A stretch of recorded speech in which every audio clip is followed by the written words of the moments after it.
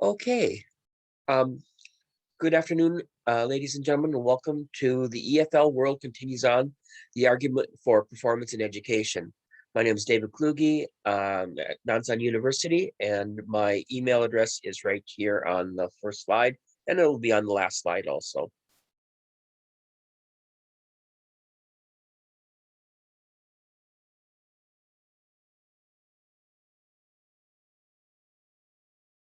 Overview. The effects that COVID-19 has had on the EFL profession, the fundamentals of EFL that have not changed, the benefits of performance in education, and the need for performance in education in EFL classes. What I'm going to be talking about is not so much methodology or tricks, but just a basic attitude of what we've gone through this last year and a half and what has come of that. First of all, we'll talk about the effects that COVID-19 has had on the EFL profession. The sky is falling, the sky is falling. It's fallen. There is such a thing as Chicken Little, but in the story of Chicken Little, it was not really the sky falling. In the story of COVID-19, the sky did fall, and it fell on our profession, among other things, but also on our profession.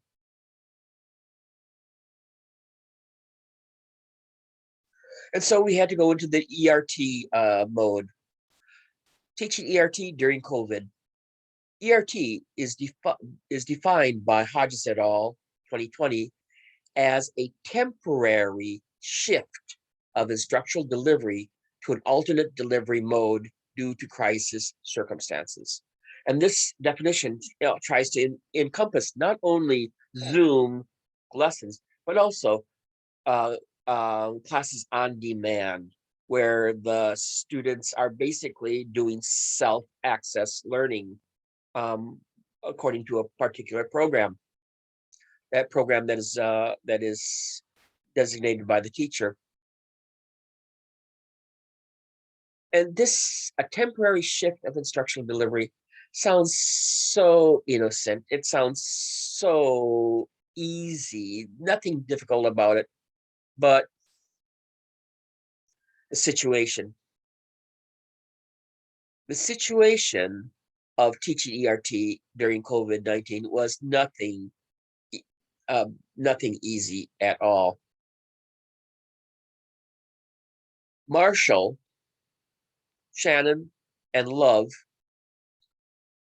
in 2020 conducted research on the present ERT situation, and they found out of the total of 328 teachers that they surveyed, 92.4% had never taught online before.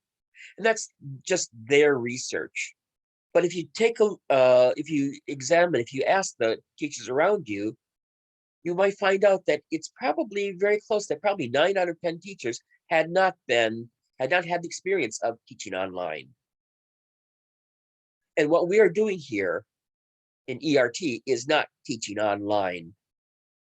Teaching online means an online course means that it has been well thought out, very well planned in how the material will be delivered, what the responsibilities of the students, and and also considering all of the positive aspects of the medium that you're using. No, that did not happen here. We are emergency remote teaching. This is not online classes, not online teaching. This is an emergency.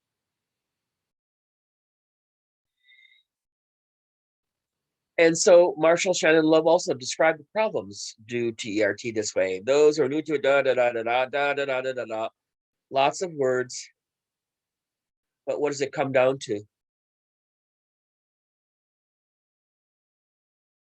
Teachers having to deal with increased workloads. This is according to their article. And it's not the increased workloads of teaching courses because most teachers are teaching the same number of courses, technically. However, when you have to do a hybrid course where you're teaching people in the classroom and you are also having to deal with students who are not in the classroom, that is actually teaching two courses. So yes, we have the same class number of classes that we teach, but the workload has increased. And having to deal with a variety of challenges related to using the technology. One of those challenges is most of us have never used Zoom in our lives. We probably did not even know the word Flipgrid. It sounds like some really strange thing, strange creature, strange item, strange objects, whatever it is. We don't know. We didn't know.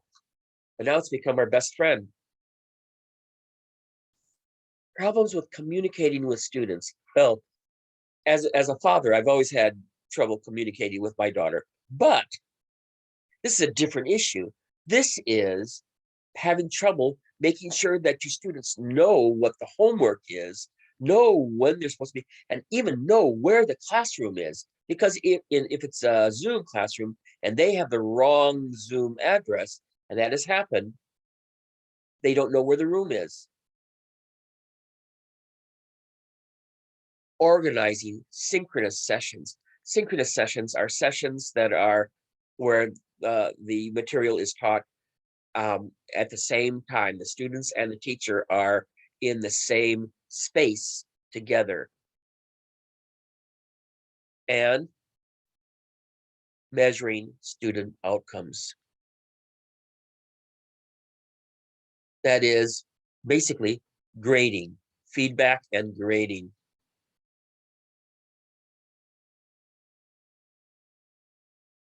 Sound familiar?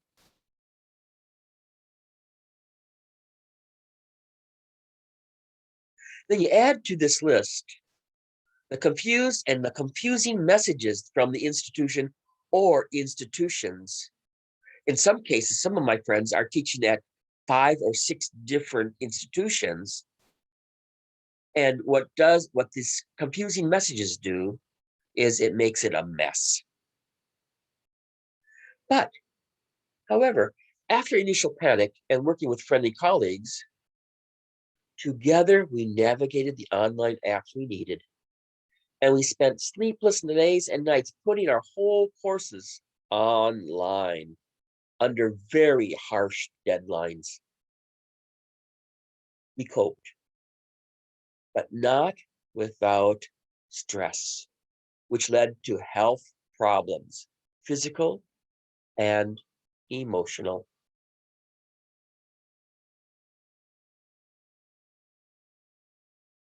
So,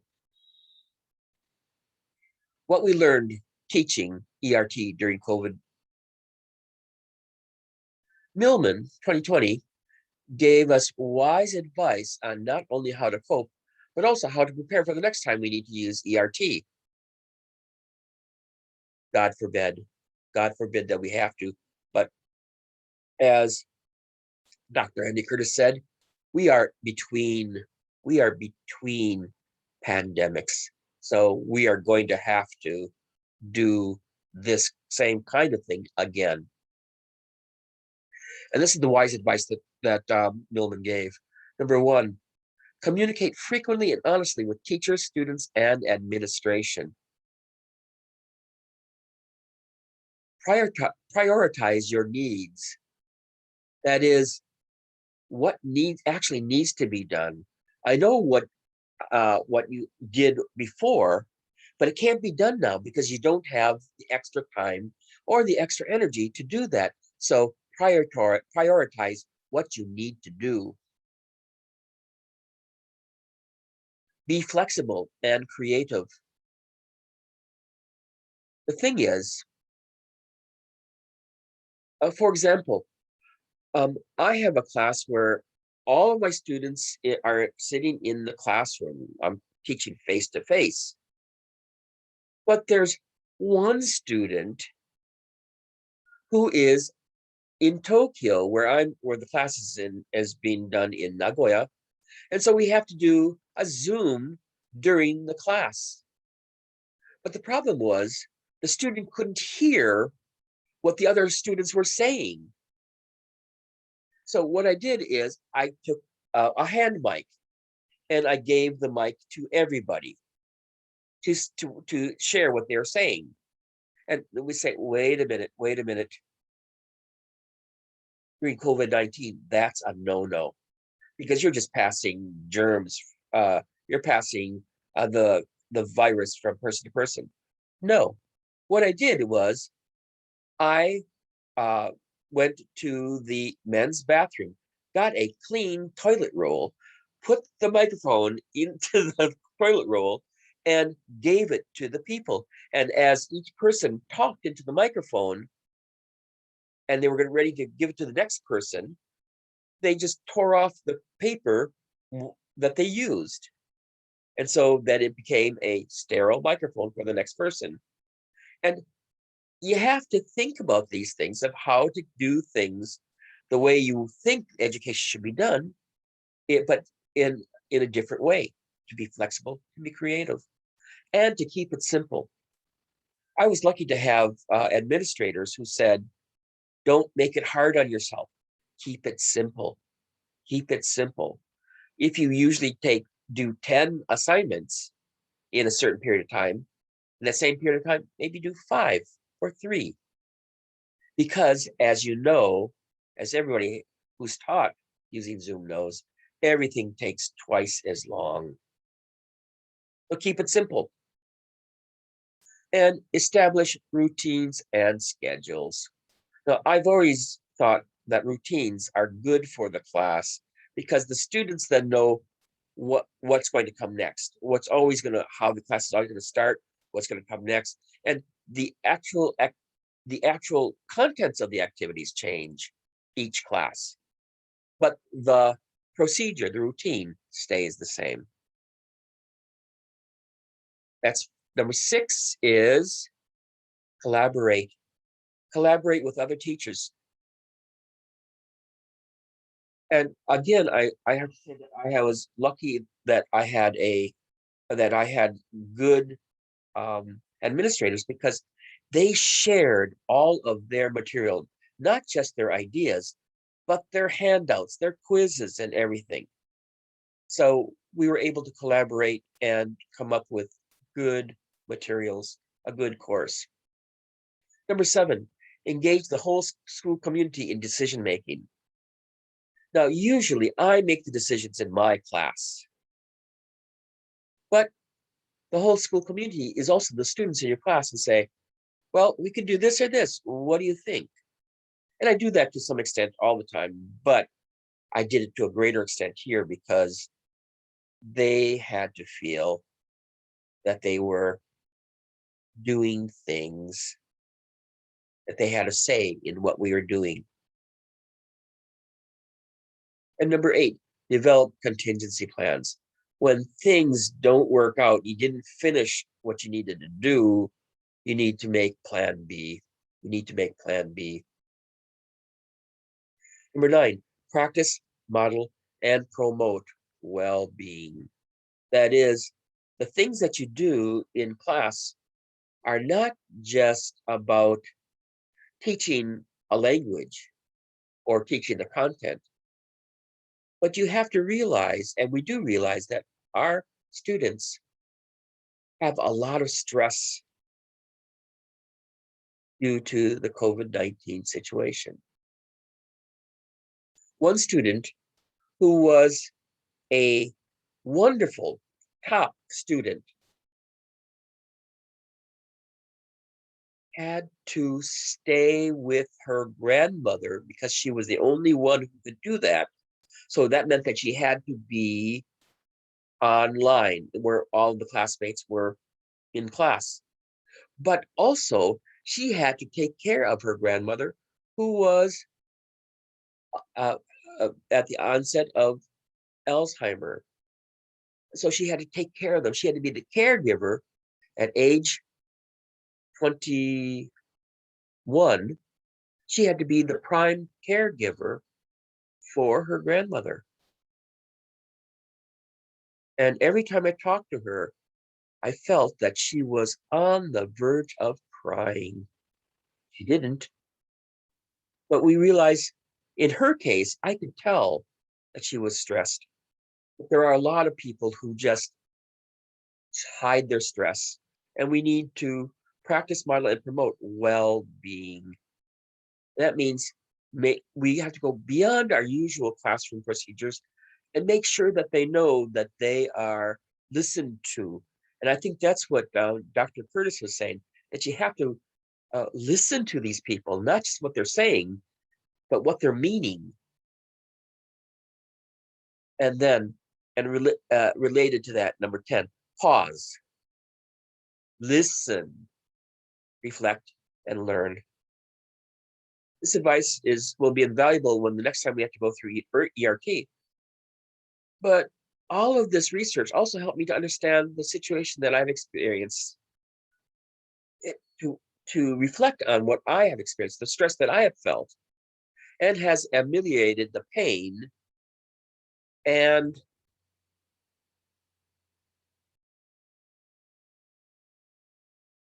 sorry,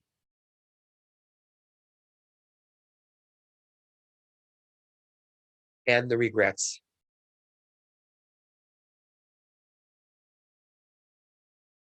There are some things I do that I have to do, that I always do, but I couldn't do them this time. And I always pride myself as being a good teacher. I can't do the things that I used to do that made me a good teacher because they were not healthy in the time of pandemic. And I felt sad that I wasn't doing the best that I had been used to doing. But reading through this list and reading through the different articles on the situation, I realized that I am not alone. Everybody has had to reduce their expectations of what they're going to accomplish. So what I learned as the main lesson is keep calm and carry on doing the best we can, knowing that we are in this special time. What else we learned? So that's a lot of things that we've learned that are painful to some degree. But we also had some new things, some good things, some positive things that we've learned. One, we have learned new apps that will help us in our teaching and that we will continue to use, not just in our teaching, but in other various parts of our life. We've added new tools to our teacher toolbox of activities, such as Flipgrid. I never would have used Flipgrid before. Why? I didn't feel I needed it because it was what we were doing in class was fine. But then what we were doing in class was not fine because it was something that would promote the spread of a disease. And so I had to stop that. So we had new tools to add to our teacher toolbox. And we also learned that we need more community. So we build community. We need to build more community in our classes, especially if it's online class, because there is a lack of personal community, sense of community within on a um, on an internet, a digital classroom, and not just our students, but also the staff. At the early beginning of this in 2020, we started a Zoom, basically party on Fridays for teachers to relax, to complain, but also to share the pain and the problems that they've been having. And it has continued to this very day. So we need more community, not only in our classrooms, but also in our profession. So we've talked about the effects that COVID-19 has had on the EFL profession, but now the fundamentals of EFL that have not changed.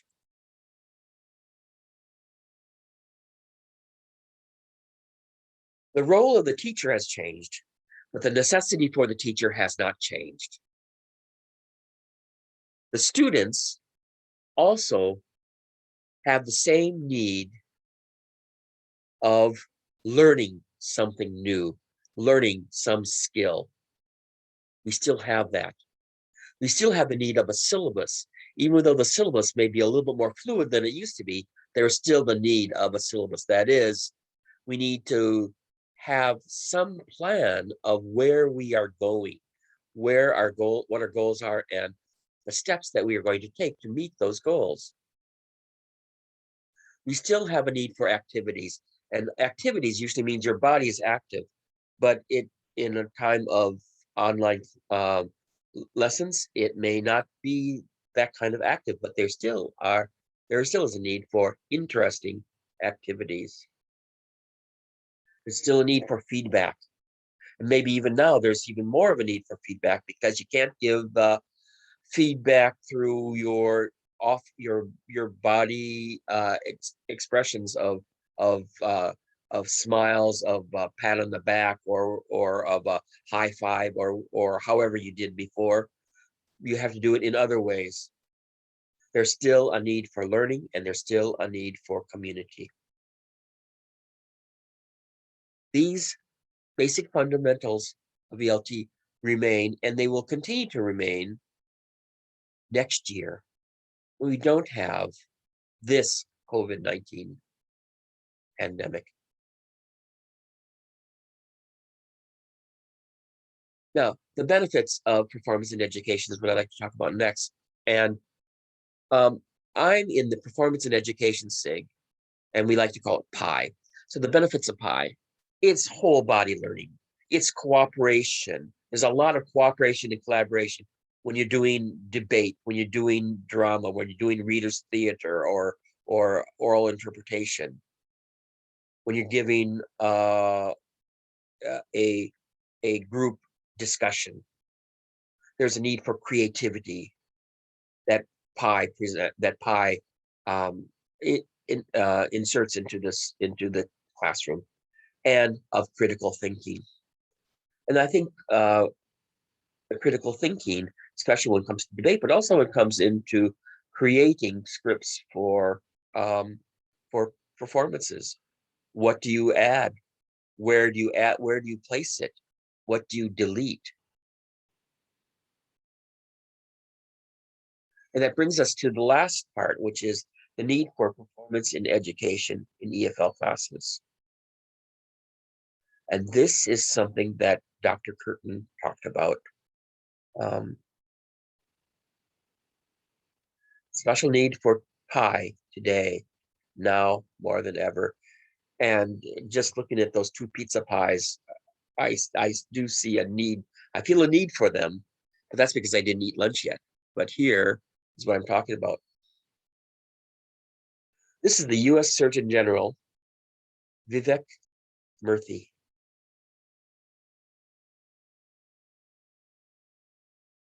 On July 15th, 2021, just a little bit over a week ago, it says the Surgeon General urges the U.S. to fight against COVID misinformation. The U.S. Surgeon General Vivek Murthy on Thursday called for a national effort to fight misinformation about COVID-19. And he called it an urgent threat. Now, Murthy, who also served as Surgeon General under President Barack Obama, noted that usually the Surgeon General gives advisories on physical threats, such as tobacco or drugs. But misinformation about COVID-19 is deemed an infodemic by the World Health Organization. It is the second of the twin demics that Dr. Curtis mentioned. It is the COVID pandemic and the infodemic. And he said it can be just as deadly as the pandemic, or can be just as deadly as tobacco or drugs.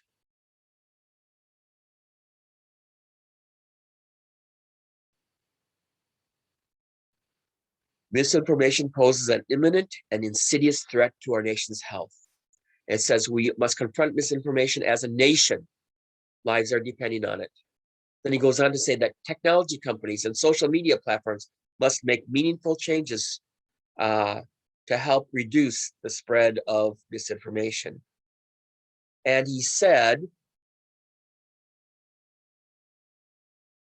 also, teachers should expand lessons on media literacy and critical thinking.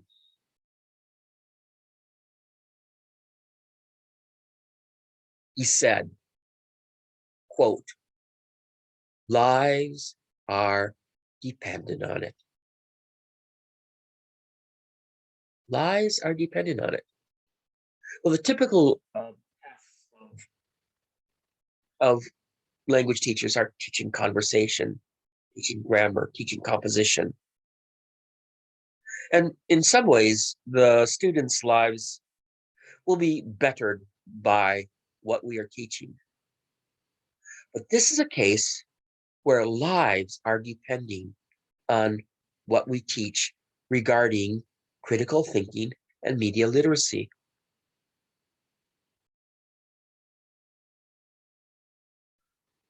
Pi today, Pi today is really well situated to do that because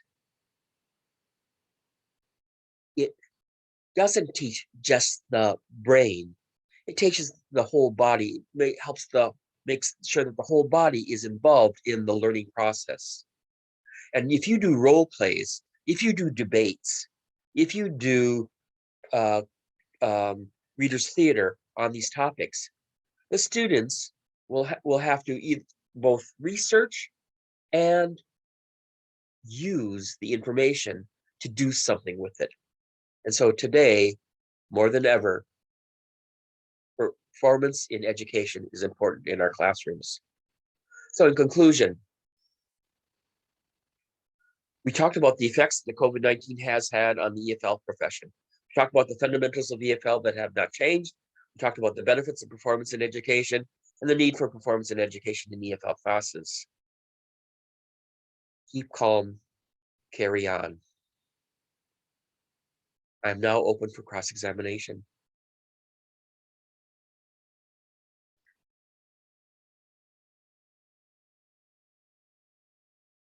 So if you have any questions, let's see here.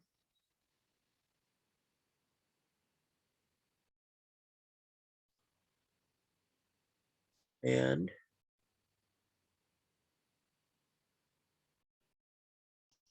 you want us to direct you directly or just put it in the chat? And I think actually just to, I'm going to stop sharing right now. Okay. And directly, if you could raise your hand, and raise your hand at the bottom of your screen, there is an icon that says reactions. If you click that, and you can do raise hand. And when you finish with your question, you can go back there again and put your hand down. Okay. So if you have a question, yes, Darren. So can you give an example of some instance where you're doing pi and it would really help their critical thinking in terms of COVID and help them sort through COVID? Well, here's the thing. One of the things I do is I have students go through articles and try to put them together into to make a reader's theater script. But they've got to, for one thing, they've got to know what what is important and what is not important.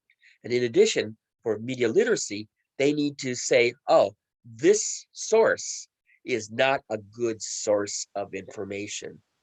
Those things, when they're taught the basics of it, then they have to practice it, but they don't practice it as an exercise. It is integral to creating the project. It is not, it's those peripheral things that we learn, not the main thing that the teacher says you're learning. It's those peripheral things, those skills that are most important. And that is why, and the same thing goes for debate. Same thing goes for class discussion, in that students aren't learning critical thinking and media literacy to learn about critical thinking and media literacy. It is the tool that they need to do a good job in their performance. So it's not a worksheet on critical thinking. It's not a worksheet on media literacy. It is actually working with it with your hands. So what is your initial advice then about good sources and bad? Because in my writing class, students will, I'll ask them where they got the information. And when I check it, I'm just like, I can't believe where they got it from. Well, if you look at media literacy sites, you say, what are some of the things? Well, if it's the only source that is citing this, there are no other ones, chances are it's not a good source because they're making this stuff up. And if you look at the other articles on that site or on that TV channel or on that magazine, and you look at the kinds of articles, you say, oh, wait a minute, this is an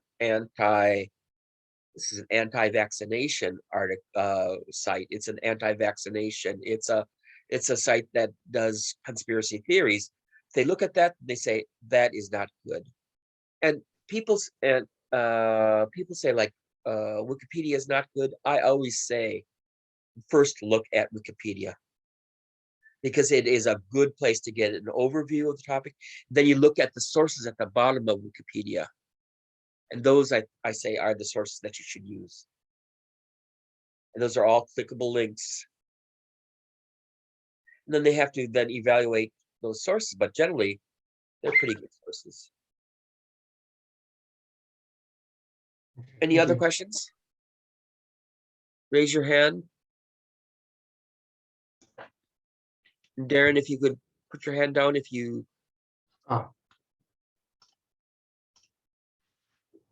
Anybody else?